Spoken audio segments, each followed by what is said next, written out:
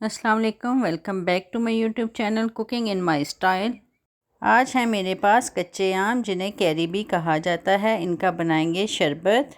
एक क्यूट से बच्चे ने मुझे ये कच्चे आम तोहफे में दिए थे, तो मैंने सोचा चलें इसी की बनाते हैं रेसिपी और आपसे भी शेयर करते हैं।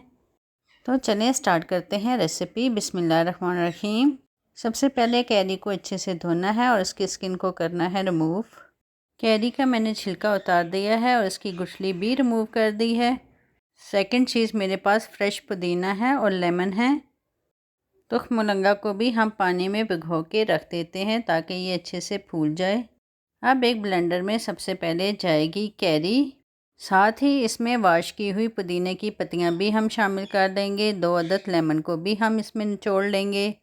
लास्ट में इसमें जाएगा थोड़ा सा ज़ीरा, काला नमक और हस्बे ज़रूरत चीनी भी हम इसमें डालेंगे। 1 गिलास पानी शामिल करके हम इसे कर लेते हैं ब्लेंड। गर्मी का तोड़ बेहतरीन सा शरबत रेडी है। अब चलें इसे छान लेते हैं। लें जनाब, जूस को भी हमने छान लिए है। अब ले लेते हैं 2 अदद गिलास। इसमें ढेर सारे आइस क्यूब शामिल करने के बाद हम डालेंगे कैरी का शरबत और आखिर में जाएगा इसमें तुखमलंगा भी अच्छे से फूल चुका है।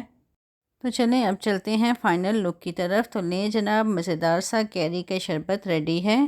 गर्मी के मौसम में आप भी ट्राई करें मेरी ये रेसिपी और मुझे फ़ीडबैक में बताइएगा कि आपको ये रेसिपी कैसी लगी। अब मैं लूँगी आपसे इजाज़त। इंशाल्लाह फिर मिलेंगे किसी नई रेसिपी के साथ। अपना ख्याल रखिएगा। अल्लाह हाफिज़।